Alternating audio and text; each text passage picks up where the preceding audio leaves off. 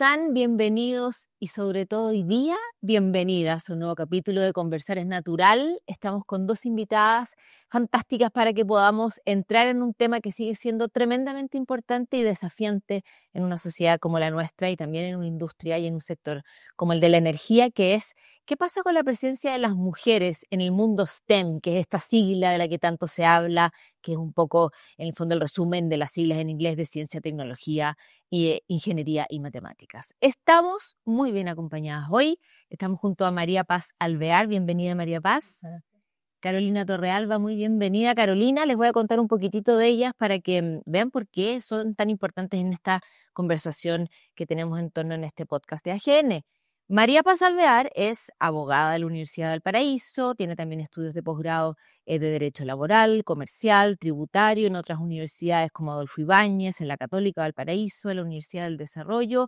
Actualmente es gerente legal en Gas Valpo y es quien ha estado liderando últimamente una iniciativa muy atractiva y muy innovadora, que es la Mesa de AGN de Mujeres con Energía. Así que vamos a estar repasando cuáles han sido los avances y los resultados de las políticas que han ido implementando. Y también estamos junto a Carolina Torrealba, ella es bióloga de la Universidad Católica, con posgrado en Biología Celular y Molecular. Si me equivoco en algo, ustedes me corrigen. Fue parte del comité ejecutivo de la Fundación Ciencia y Vida, dirigió en 2018 la iniciativa científica Milenio, fundó también la editorial en la Fundación Ciencia y Vida, ha publicado también libros, uno que le tenemos mucho cariño, que se llama Pioneros de la Ciencia en Chile, fue miembro de la Junta de la Fundación Chile y subsecretaria del Ministerio de Ciencia, Tecnología, Conocimiento e Innovación desde 2017. Y en ese periodo, y eso también puede ser muy atractivo para esta conversación, lideró, entre otras cosas, la creación de una política de género para las ciencias. Actualmente es vicerrectora de investigación y doctorado en la Universidad Andrés Bello y también, muy interesante, es parte del directorio de Comunidad Mujer, así que muy bienvenidas las dos. Y comencemos esta conversación con una actualización quizá o también mirar desde atrás, desde dónde viene la inquietud de haber formado esta mesa de mujeres en AGN, cuáles han sido las primeras políticas, cuáles han sido también las primeras reacciones y los resultados, María Paz. A ver, esta mesa ya tiene 2 años y un poquito más, que fue por una iniciativa del directorio de la Asociación de Gas Natural, que se dieron cuenta que en realidad había una poca participación femenina al interior de la industria del gas natural y en general de la energía. Y pensaron que la forma de promoverlo era justamente constituyendo una mesa de mujeres con las distintas empresas socias. No, yo también participé de sus inicios en la mesa.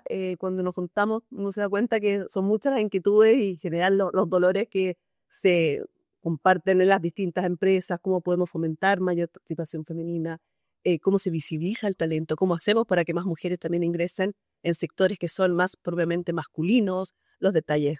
Uno siempre dice los detalles más bien, si se quiere, de cosméticos, que los elementos de protección personal no están hechos para mujeres, y todo ese tipo de cosas que se han ido mejorando, pero hemos progresado. No hay baños para mujeres muchas veces en sectores como más de terreno, y así sucesivamente.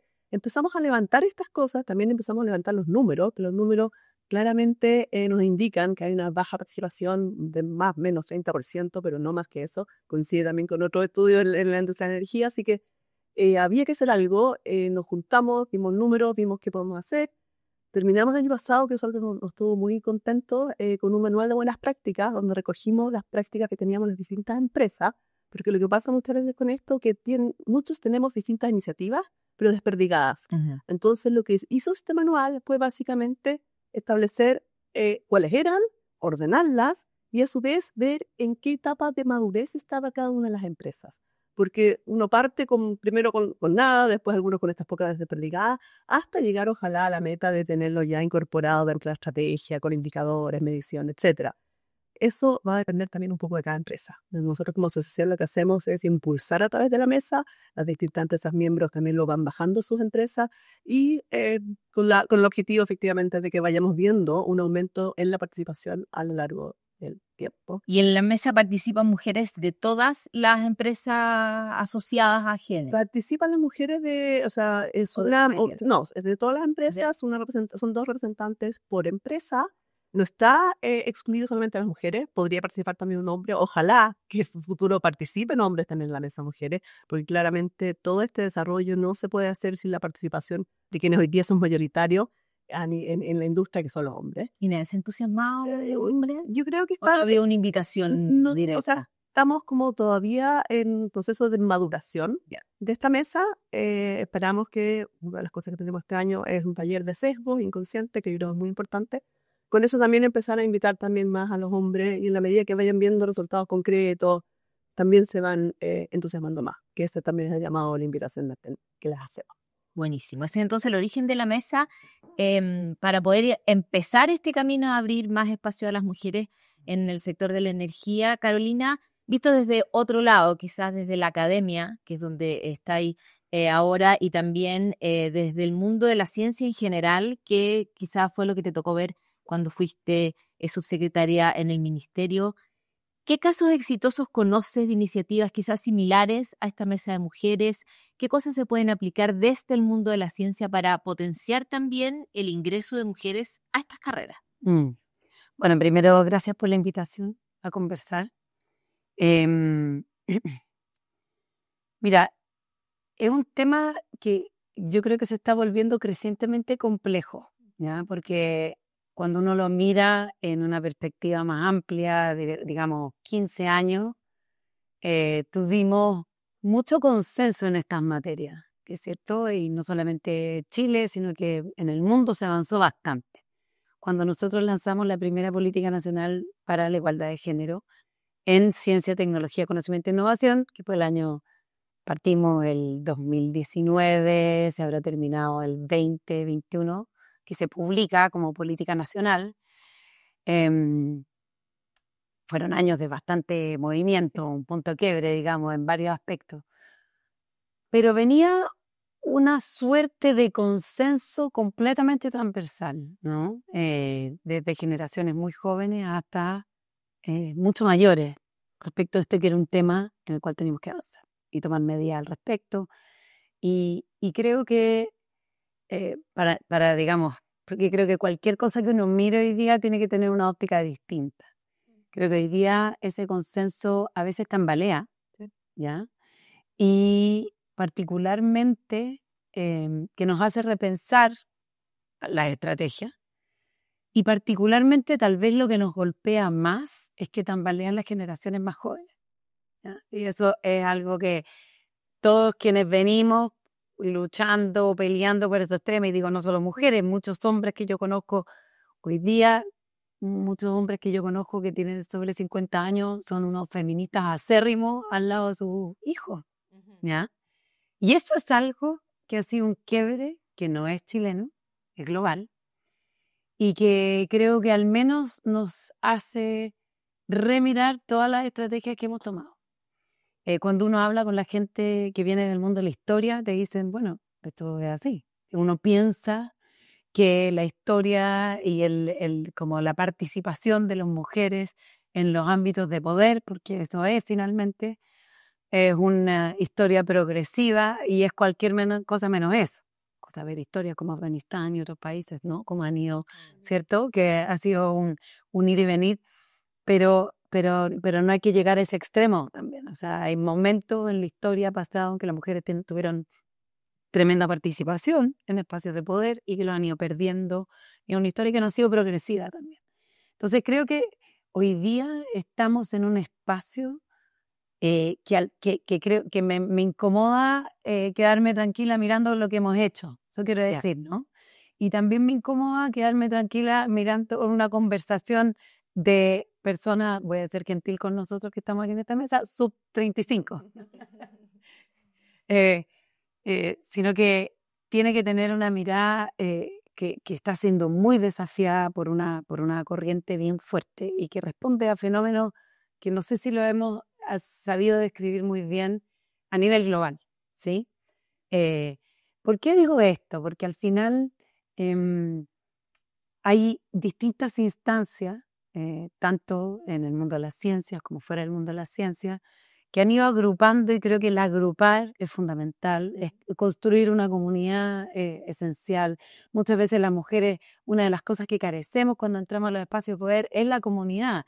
Siempre estamos ahí, estamos como sobrecumpliendo porque no entramos con ese como relajo de este es mi lugar, ¿no?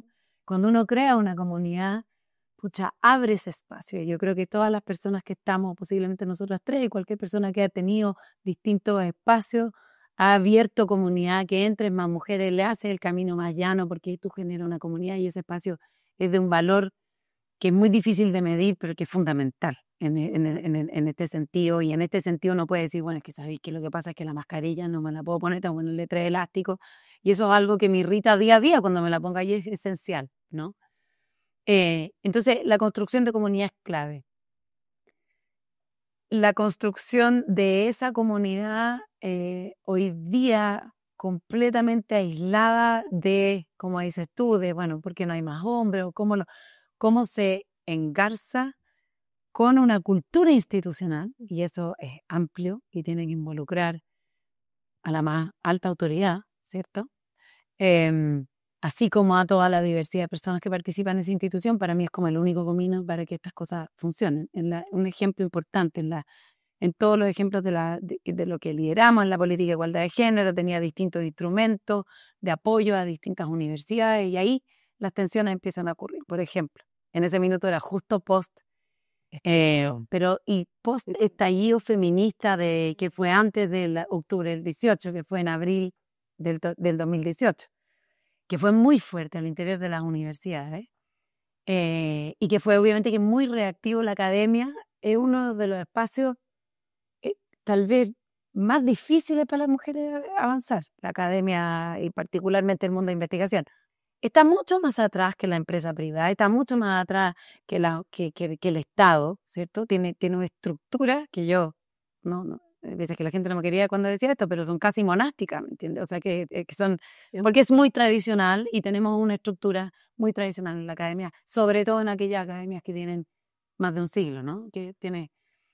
Y claro, surge este estallido con, obviamente, una historia acumulada muy fuerte, y después tú dices, bueno,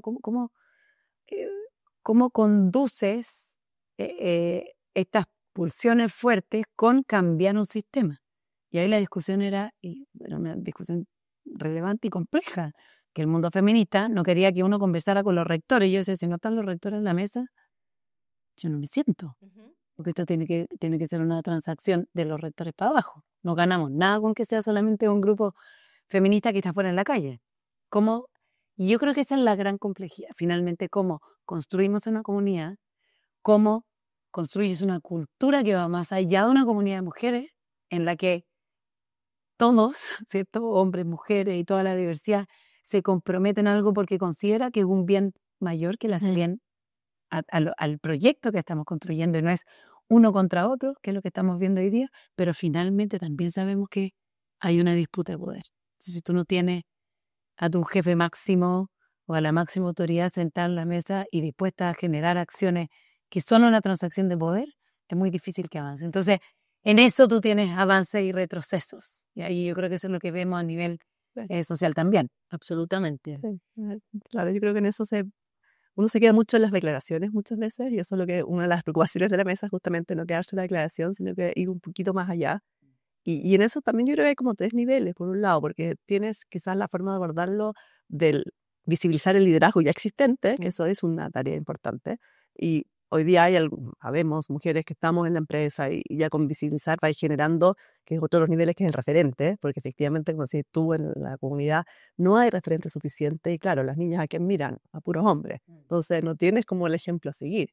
Y después está cómo influenciamos, no solamente a nivel de universidades, sino que técnico, profesional, y los colegios. En los colegios hay un video muy bueno que está en YouTube a propósito de en Inglaterra, o sea, precioso, que en primero básico le dicen dibuje que en inglés además como es neutro, bombero, ¿no? Claro, tiene, no, eso es bombero, claro, no tiene un género, pero bombero, piloto de la Fuerza Aérea, y todos dibujan hombres, y de repente llegan las mujeres, y la cara de los niños es genial, como se disfrazaron.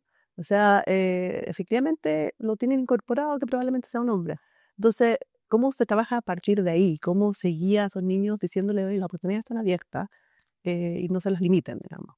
Entonces, es un esfuerzo cultural enorme, enorme y permanente por lo demás también.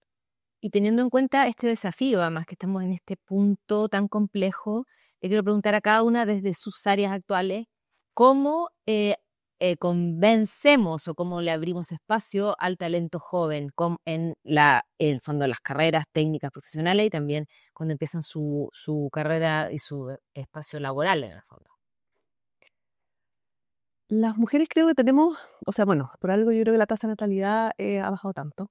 Es un problema la coparentalidad que si bien se proclama y que todos lo abrazan, en la práctica a mí todavía no la sigo viendo de la forma como uno quizás esperaría en otros países que se da más. Las generaciones más jóvenes sí la están abordando de mejor forma, pero así todo cuando toca la decisión que se queda en la casa, muchas veces es la mujer que también opta por quedarse en la casa y está bien que se preocupe de los niños, pero de alguna forma todavía uno escucha que el hombre ayuda. En realidad no es que el padre ayude, el padre también es corresponsable igual que la madre.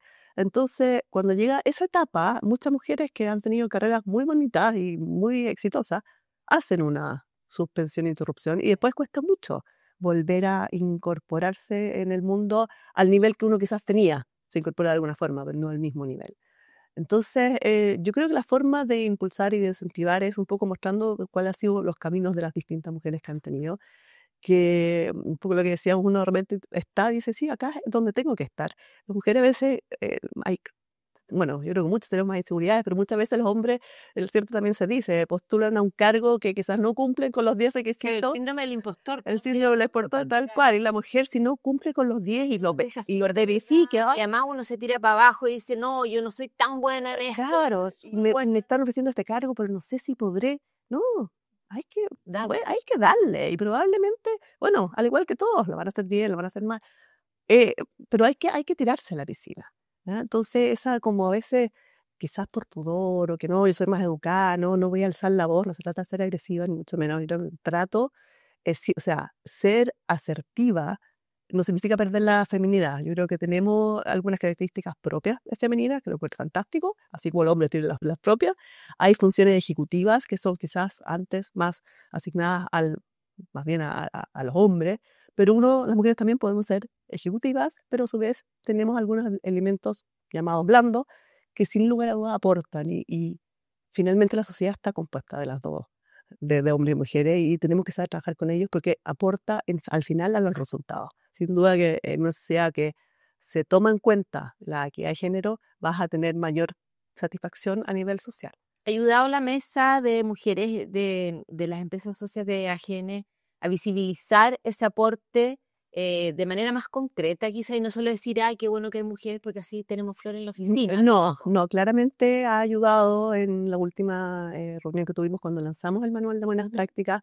Hubo ahí algunos hombres que salieron también a hablar y decían, hay cuestiones que no veíamos, o sea, que uno da por hecho que la sala, no sé, pues, de lactancia, pero ¿por qué si no, para qué se requiere la sala de lactancia si no trae la guagua, por decir, o sea, que el ejemplo quizá era más, no tan burdo, pero algo así. Hay muchas cosas que no ven, entonces te van diciendo, en realidad, eh, ha servido para visibilizar y ver también, es una necesidad potenciarlo. No es solamente que se ve más bonito ni mejor, Claro. lo que es una necesidad incorporar esta otra visión porque sin lugar a duda aporta. O sea, yo creo que ese convencimiento ya está.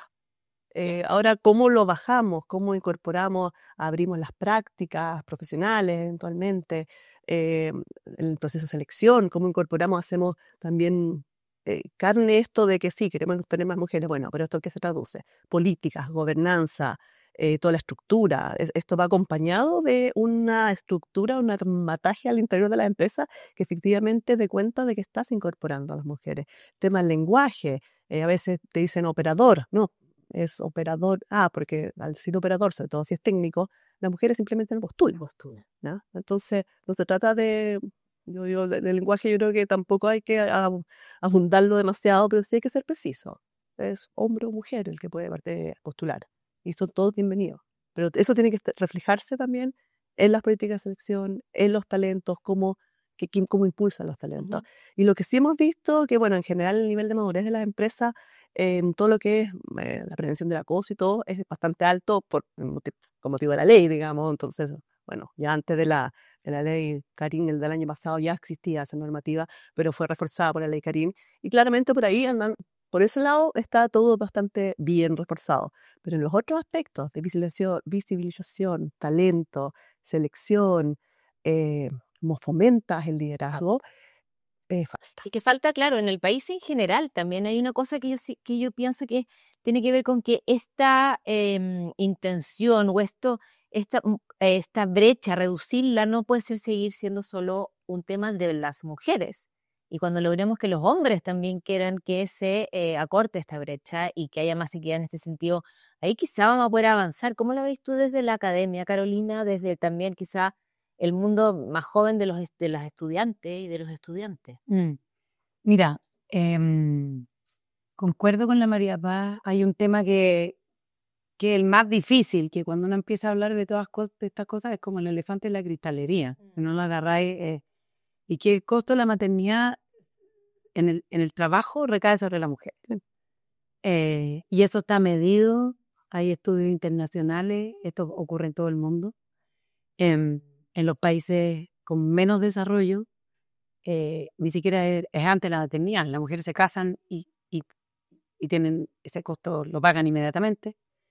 En otros países el costo se ve cuando ya tienes hijos y nunca retomas el nivel que tenías antes. Entonces, eso es algo que hay varios informes que te hablan de eso. Entonces, eso es algo que mientras eso ocurra, ahora, es un pacto que hemos tenido hasta ahora. Las mujeres se hacen cargo de los hijos, ¿cierto? Entonces ahora decimos corresponsabilidad, pero las mujeres se tienen que hacer cargo de los hijos, digamos, a la unión de padres.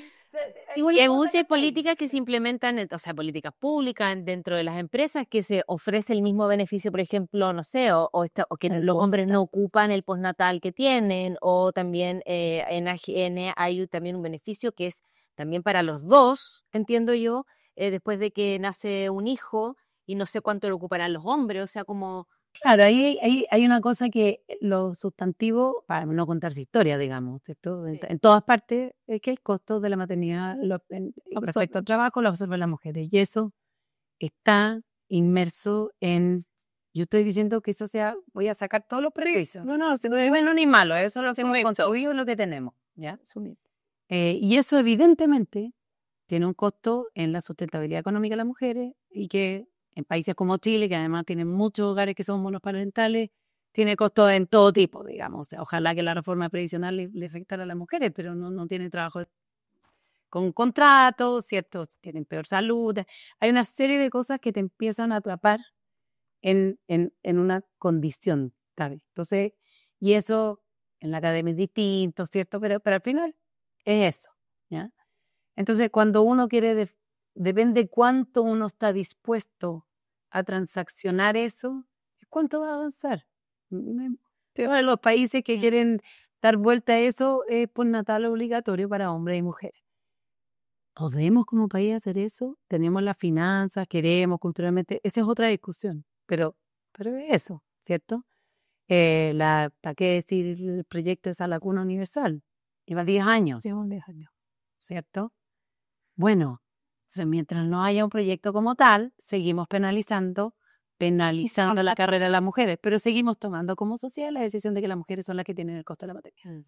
Entonces, ese es un gran tema. El segundo, que tú también decías, que hace no tanto tiempo, digamos, las mujeres eran consideradas bajo una figura legal como de incompetentes, porque eran irracionales, ¿cierto? La racionalidad era un espacio que estaba albergado para los hombres. Las mujeres eran emocionales, huméricas, llenas de cosas, hormonas que eran impredecibles, etcétera, etcétera, y por lo tanto no podían estar en este espacio, no podían votar, no podían participar de la universidad de discurso, no podían opinar, no eran dueños del discurso público. Entonces yo creo que esos dos factores son los que históricamente estamos tratando de cómo hacemos calzar. y cuánto estamos disponibles, uno que es más cultural, ¿cierto? Que ha ido decreciendo y los ejemplos, y no hay que subestimar el valor del relato. Cuando tú dices que no sea puro relato, bueno, pero el relato importa, porque estamos luchando con 2000 años de haber construido un relato distinto, ¿cierto? Desde Venera. Más que nada, no quedarse con la pura declaración, un poco. Pero claro, pero entonces estamos por una parte en una cosa discursiva y de dar espacio, ¿cierto? Para que las mujeres sean dueñas del discurso de poder y público en los espacios, y el otro que tiene que ver con, bueno, ¿quién paga esto? ¿Cierto? Si hay alguien que nos lo ha subsidiado por muchos años. Entonces, eso para mí está en lo sustantivo de cualquier tecla que uno quiera mover en cualquier espacio, en la academia, en una empresa, en cualquier lugar, y es una cosa que hay que enfrentarla con esa frialdad. Ahora, respecto de qué es lo que hace para atraer a los jóvenes, como dices tú, de nuevo ahí entro a dudar, o sea, no, estoy en un momento de perplejidad respecto del análisis social, ¿no? Porque estamos en un momento que es complejo, y la juventud hoy día, por supuesto, no quieren tener hijos,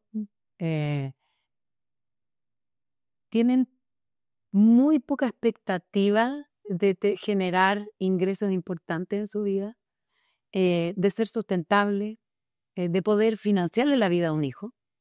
Y tienen, la otra vez veía una encuesta del INJUV, que es bien terrible, pero un 40% decía creer que realmente no era bueno para nada.